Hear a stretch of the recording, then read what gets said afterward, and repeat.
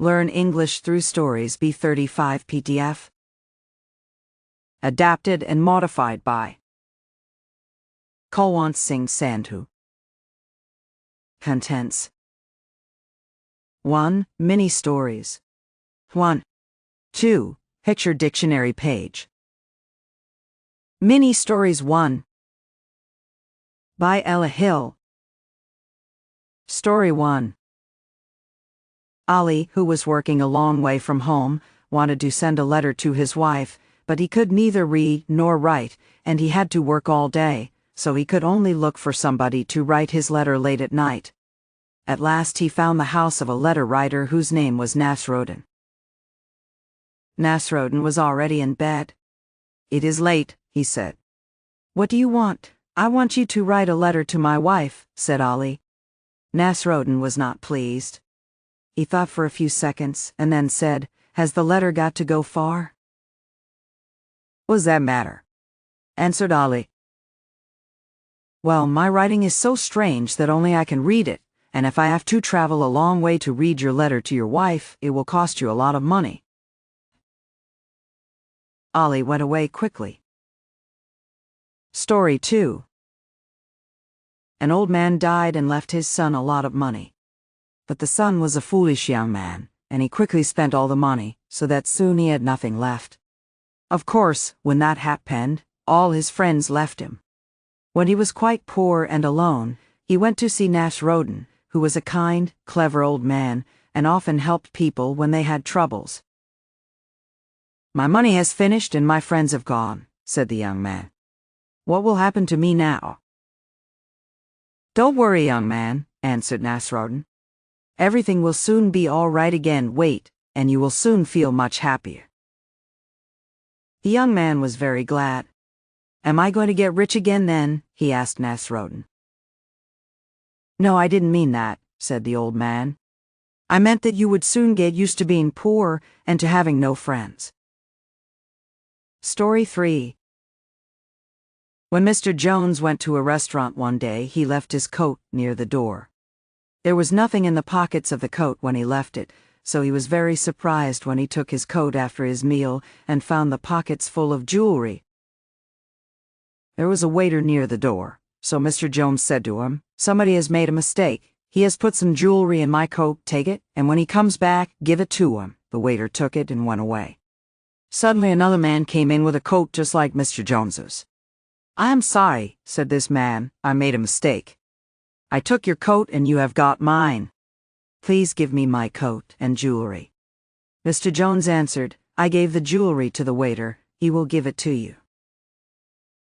Mr. Jones called the manager of the restaurant, but the manager said, "We have no waiters here. We only have waitresses."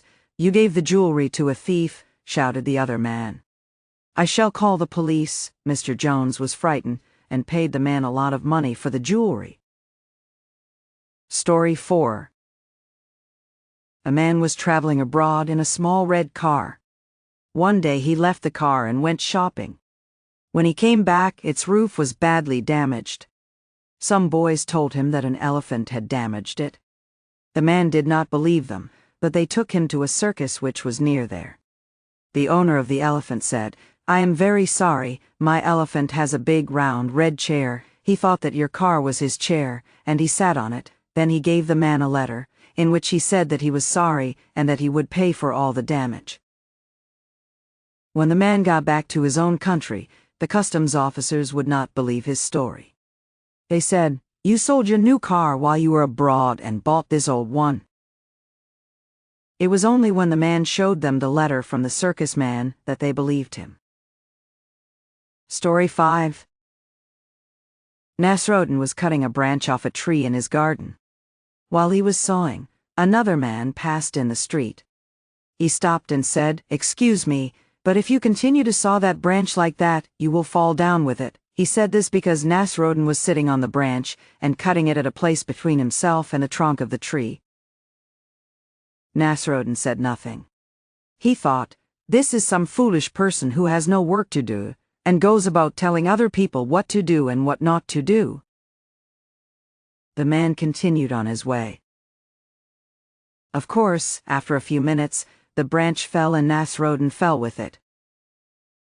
"My God!" he cried. "That man knows the future," and he ran after him to ask how long he was going to live. But the man had gone. Story 6. It was 8:30 in the morning. The telephone bell rang and Mary went to answer. "Hello, who's that?" she asked. "It's me, Peter." Peter was a friend of Mary's 8-year-old brother, Johnny. "Oh, hello, Peter. What do you want?" said Mary. "Can I speak to Johnny?" "No," said Mary. "You can't speak to him now, he is busy. He is getting ready for school. He is eating his breakfast, grandmother's combing his hair, sister's under the table, putting his shoes on, mother's getting his books and putting them in his school bag. Goodbye, I've got to go now. I have to hold the door open. The school bus is coming." Story 7. Two rich ladies were sharing a taxi and talking about the high cost of going anywhere by taxi. One of the ladies said, "Taxis are terribly expensive these days. The owners get a lot of money for nothing." "Yes," said the other lady, "and the drivers get such big tips that they soon become rich. They ought to be ashamed of themselves." One of the ladies was smoking a cigarette. After a minute or two, she said to the other lady, "Can you see an ashtray in this taxi? There isn't one on my side." "No," said the other, "there isn't one on this side either, driver. Where is the ashtray in this taxi? Why haven't you got one?" The driver, who had heard everything the ladies had said, answered, "Oh, just drop the ashes on the carpet. I have a servant who comes in and cleans 3 days in the week." Story 8. Nasrudin put 2 big baskets of grapes on his donkey and went to market. At midday it was very hot, so he stopped in the shade of a big tree. There were several other men there, and all of them had donkeys and baskets of grapes too. After their lunch they went to sleep.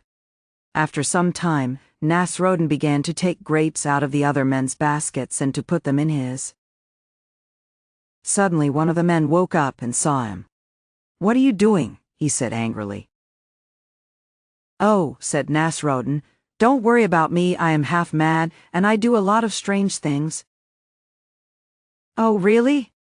said the other man. "Then why don't you sometimes take grapes out of your baskets and put them in somebody else's baskets?" "You did not understand me," said Nasrudin. "I said that I was half mad, not quite mad." Story 9. There was a big garden near Nasrudin's house, and it had a lot of fruit trees in it. One day, Nasrudin saw some beautiful apples on one of them. He went home and got a ladder, put it against the high wall of the garden, and climbed up. Then he pulled the ladder up, put it down on the other side, and climbed down into the garden. Just then a gardener came round a corner and saw him. "What are you doing here?" he shouted. Nasrudin thought quickly, and then said, "I am selling my ladder." "Selling your ladder? In somebody else's garden? Do you think I believe such a stupid story?" said the gardener and came towards Nasrudin with a stick. "It is my ladder," said Nasrudin, "and I can sell it where I like. You needn't buy it if you don't want to," and he took his ladder and climbed over the wall again.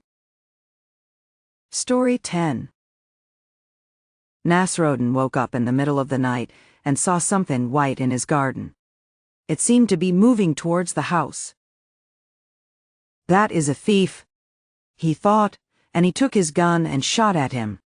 Then he went back to bed because he was too frightened to go out of the house in the dark.